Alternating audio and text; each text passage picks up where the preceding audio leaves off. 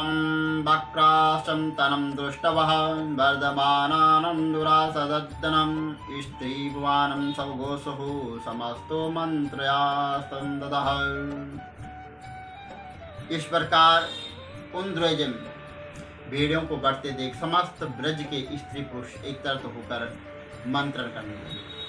अब हमें किसी विशाल वन प्रदेश को प्रस्थान कर जाना चाहिए जो हर प्रकार के कल्याणकारी शुभ कारक हो और पशुधन के लिए भी अनुकूल हो।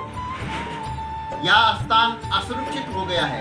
मनुष्य गौ बछड़ों को मारना नित्य प्रति का जो काम हो गया है। और फिर सबने आकर नंद जी से भी यही प्रार्थना कर वज्र त्यागने का परामर्श दिया है। नंद जी वृद्ध गोपों के परामर्श को स्वीकार कर कहने लगे, ऐसी दशा में वज्र त्याग करने में विलंब नहीं करना चाहिए। सभी ब्रजवासियों को मुनंद द्वारा सूचित करवा दिया गया है कि सभी ब्रजवासी शीघ्र ही अपनी गौ बछड़ों सहित और सब सामान लादकर एक स्थान पर एकत्रित होकर वृंदावन प्रस्थान के लिए तैयार हो गए। यह समाचार पूरे ब्रज प्रदेश में फैला गया है। लोग तुरंत अपने अपने सामान व गोधन आदि को समेटते हुए और एक स्थान पर इकट्ठे हो गए। वृंदावन को चलना आरंभ हो गया है। गोपियां बगल में मटकी दबाए आगे पीछे होकर पंक्तिबद्ध चलने लगी। उनकी नीली पीली लाल चोलियों के रंग मिलाकर इंद्रधनुष की शोभा से पा रहे हैं। कुछ गोप मोटी और रस्सियों से बांध को बोझकर उठाए चल रहे। कई और रस्सियों के ऊपर नीचे इस प्रकार से लटक रही जैसे बट वृक्ष से बरोहर लटक रहे। चक्रों का तीव्र गति का चलना ऐसे दिखाई पड़ता है जैसे हवा में तैर रहे। वृंदावन धाम पहुंचकर सबने गोलाकार स्थिति में ला खड़े हुए और फिर गौशालाएं और झोपड़ियां बनाई गई। वहां पर सारा सामान झोपड़ियों में बड़ी सलीके से अच्छी तरह से वहां पर रख दिया गया है और पीछे छूटी वज्र भूमि मरुभूमि में बदल गई है। वहां कौवे मंडराने लगे हैं और वहां पर सीमा बांध दी गई है। 1 योजन 2 योजन के अनुपात वहां उपलब्ध और वृंदावन में गोधन को सुंदर हरा भरा ताजा चारा उपलब्ध हो गया है। शुद्ध पवन का संचार मन में शांत सुकून देने लगा है। मधुर और शीतल जल मटकों में भरकर लाया जाने लगा। इस वन में स्वादिष्ट फल तरक्की का अनंत था। अब भेड़ियों का वहां पर कोई भय न रहा।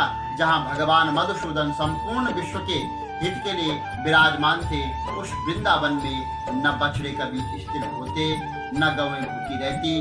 जनमानस सुख सुकून पाने लगे।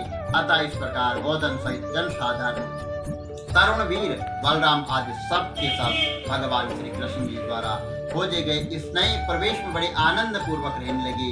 वह सब भेड़ियां भय से विहीन हो गई। एक दिन इच्छा अनुसार रूप धारण करके भगवान श्री कृष्ण अपने भैया बलराम के बिना ही उस रम्य वृंदावन में विचरने लगे। सुंदर मनोहर और श्याम छवि वाले भगवान श्री कृष्ण के कंठ में एक मोर पंख लटकता हुआ शोभा पा रहा था।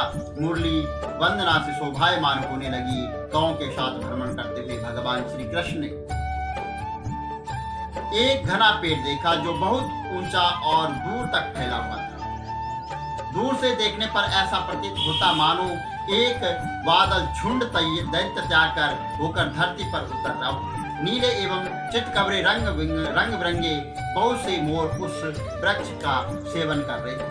मूंगों के समान लाल लाल घने फलों से लदा हुआ पेड़ इंद्रधनुष और मेघाकार से दिखाई देता था। ऐसा लग रहा था जैसे सभी वृक्षों का वही अधिपत्य सा कर रहा। वह शुभ कर्मों वाला पेड़ वट वृक्ष था जो भंडारी के नाम से जाना जाता था। हे निष्पाप, जो अपनी बात निरंतर करते हुए संबोध कर रहे थे, उसी भंडारी के नीचे समान आयु अवस्था वाली गोपालों के संग भगवान श्री कृष्ण दिन भर खेलते क्रीड़ा करते और उन्हें सुख व हर्ष का अनुभव होता था। ग्वाल बाल मन ही मन प्रसन्न होकर अनेक प्रकार के गीत गाकर मुदुग हो जाते। गाय बैलों के समान विशाल नेत्रों वाले भगवान श्री कृष्ण जी एक बार गौ को चराते हुए यमुना जी के तट पर जा पहुंचे, जहाँ पर प्रत्येक वृक्ष लताओं से अलंकृत तथा यमुना जी के जल से स्पर्श पाकर शीतल मंद बहा करती। कमल उत्पन्न खिले हुए उस यमुना को भूभाग को देख वह यमुना जी समुद्र कि जैसी पगटानी हो। भगवान कृष्ण जी भी अपने उसके छोर पर भ्रमण करते हुए, तट पर भ्रमण करते हुए श्री कृष्ण ने वहां पर एक बड़ा उत्तम हौजल कुंड देखा, जिसका आकार प्रसार 1 कोस के बराबर था। देवताओं के लिए भी उसे पार करना कठिन था। वह अत्यंत गहरा और प्रशांत शोभा रहित जल से परिपूर्ण था, लेकिन जलचर पंछों से सुना सुना हीन भाव सा और मेघों से अजित हुए आकाश की भांति उगत जल से परिपूर्ण दिखाई देता था। उसके तटों पर बड़े बड़े बिल थे, जिनमें सर्प रहते। इसी कारण इस कुंड तक पहुंच पाना कठिन था। सर्पों के विष गंध से पूरा कुंड क्षेत्र व्याप्त रहता था। पशु पंछियों के लिए भी उसके जल का उपयोग करना सहज नहीं था। देवता लोग भी वहां तक चलकर नहीं जा पाते थे। इस अगध विशाल कुंड को देखकर, इसकी दीप्ति एवं तेज से प्रभावित होकर भगवान श्री कृष्ण ने मन में सोचा कि आखिर इस हौद का भेद क्या है, इसका कारण क्या है।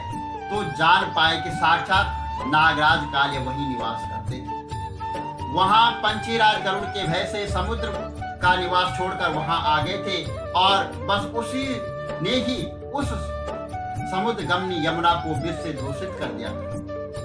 श्री कृष्ण ने चिंतन किया कि मुझे इस तक पहुंचने के लिए किसी प्रकार रास्ता बनाना होगा, अतः अब मुझे इस नागराज का दमन करना होगा, ताकि यमुना फिर से पूत पवित्र होकर समुचे वज्र प्रदेश के उपयोग के लिए शुद्ध हो जाए। संभवतः इसी वज्र में मेरा निवास संभव हुआ है, इसलिए मेरा अवतार गोप गृह में हुआ है। अब मैं खेल खेल में ही बच्चों के संग आकर इस कदम पर चढ़कर उस घोर हौद में कूद पड़ूंगा।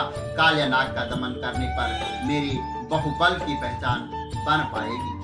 उपरोक्त कार्यक्रम के अनुसार भगवान श्री कृष्ण नदी के तट पर पहुंचकर दृढ़ता पूर्वक अपनी कमर कस ली, फिर प्रसन्नता पूर्वक कदम पेड़ पर चढ़ गए। मेघ के समतले शरीर वाली मेघयान श्री भगवान कृष्ण ने कदम की शाखा से लटक कर कालिया हौद में कूदते समय एक जोरदार शब्द किया।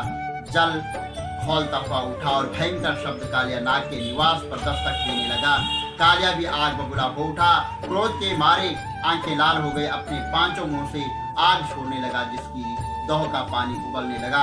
कालिया नाग के बीच से सारा जल कृष्ण वर्ण का हो गया। श्री कृष्ण कहते काले नाग श्री कृष्ण की ओर हुंकार करता हुआ झपट उसे भगवान श्री कृष्ण को पकड़कर काटने का प्रयास किया। उसके मुंह से झरती हुई अग्नि गर्भ उच्छ्वल तथा काटने के तीव्र विष का श्री कृष्ण पर कोई प्रभाव नहीं पड़ा। तो उसने देखा कि गर्भ उच्छ्वास मात्र से ही पास पड़ोस में उगे पेड़ और घास तिनके जल गए। भगवान श्री कृष्ण नाग पास में बंधे निश्चेष्ट हो गए। अंतराल बाल गोपाल खड़े खड़े भयभीत हो गए, श्री कृष्ण को पुकारने लगे। बोलो श्री कृष्ण भगवान की जय।